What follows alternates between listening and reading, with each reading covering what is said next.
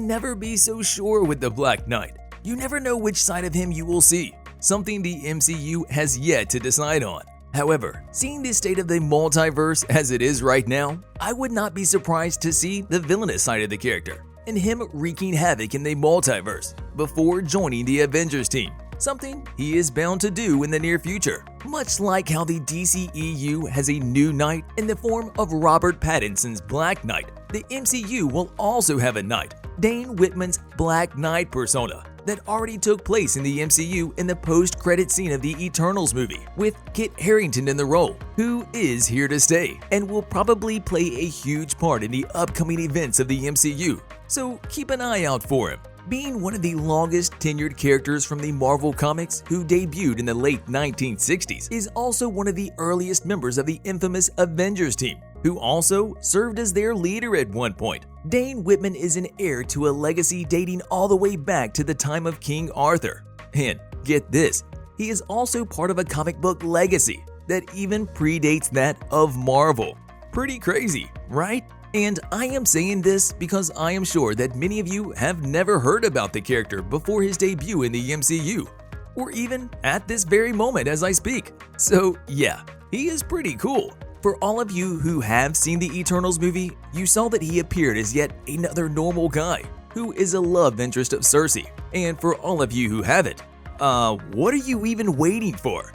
The post-credit scene, however, showcased Whitman's desire and his first strides towards his super-heroic Black Knight identity as he reached out to the Ebony Blade, the source of his power, and everything that revolves around the character's powers. During the post-credit scene, Dane was also joined by the voice of Mahershala Ali, who will debut in the MCU as Blade in his standalone movie Blade, which will release at the end of 2023. And his character is important, something I will touch upon later down the line. So with all of that in mind, I am not quite sure as to where his story will lead us next, or even when his next appearance will happen. But I think now is a good time to get to know the character a little bit and see what are the things that he will bring to the table that will change the MCU forever. And without further ado, let me dive right in.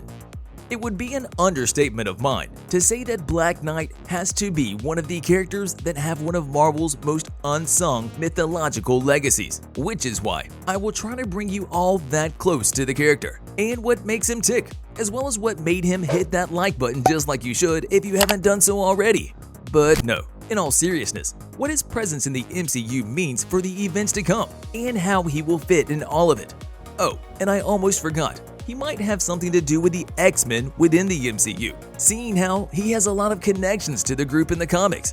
Dane Whitman first appeared in 1967 in Avengers issue 47 as a human super scientist who worked on a series of experiments, ones that would give him the power to atone for the misdeeds of his uncle Nathan Garrett, the previous bearer of the Black Knight mantle, something I think will also be the case within the MCU, but more on that further down the line.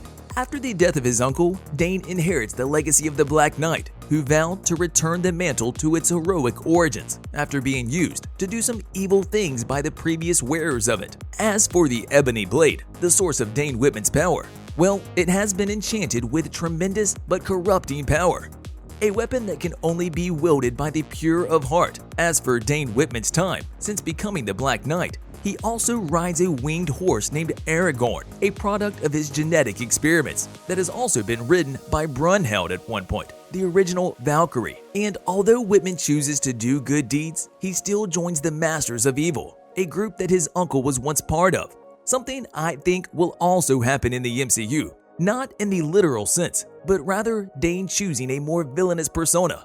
A twist that the MCU never knew it needed, something that will not only define the complex character, but the entire character as well. And for a long time, the heroes are skeptical of Whitman's motivations, thinking that he may be planning to double-cross them. That is, until he helps defeat Kang the Conqueror, a connection that I think will also be part of the MCU as well, with his villainous persona finally gone after the defeat of Kang the Conqueror over the course of MCU's Phase 6. Dane Whitman has yet to become the Black Knight, and it would be an interesting thing for all of us to see that transformation, which, put together with the connections he has with many characters already part of the MCU, would be an intriguing thing to see. especially not knowing which side of the coin that he will land on, whether it will be the heroic side of him or the villainous persona taking over. The vast web of connections could also hint towards him being a vital member of the next incarnation of the Avengers team, especially judging by the fact that his first appearance in the comics is also connected to the X-Men, a family that has yet to appear in the MCU. Thus, he could also serve as some kind of an introduction of a member or two, outside of Wolverine of course, who will be joining Ryan Reynolds' Deadpool in the third sequel that will take part in the MCU, as per the latest confirmation that came through on the 28th of September this year. All in all, the legacy of the Black Knight runs through Marvel's history, and Dane Whitman's take on the Black Knight mantle will surely bring a lot of excitement to the MCU, a character that will open a whole different wing of the MCU that's ready to be explored. I mentioned something along the lines of Black Knight's villainous side. Well, I think there will be a twist to the character, and that we will first see the bad side of Dane Whitman before he becomes part of the Avengers, something that he is bound to become in the future of the MCU. While Cersei and Dane's connection seems to have gotten to a good start, I think that her unbelievable arsenal of powers could be the essential and limitless tool to be used by the side of a corrupted warrior, like Black Knight himself. Using his relationship with Cersei, Dane could cause intergalactic chaos and smash that subscribe button and ring the notification bell.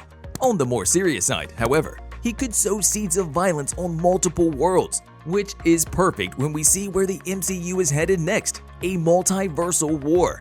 At one point in Marvel Comics, Dane joins the likes of Baron Zemo, something the MCU could explore, which could very well be a reality. Now that the Thunderbolts are arriving in the MCU, it would be a cool thing to see Dane and Baron Zemo side by side, right?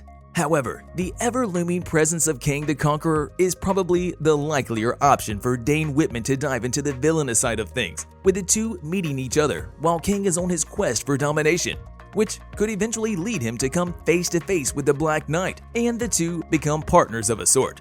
The MCU has all the pieces for this to become a reality, a storyline that could be adapted straight from the comics, with the Black Knight having the opportunity to align himself with the Master of Time and dwell in his wake of destruction and waltz through time to do immeasurable damage.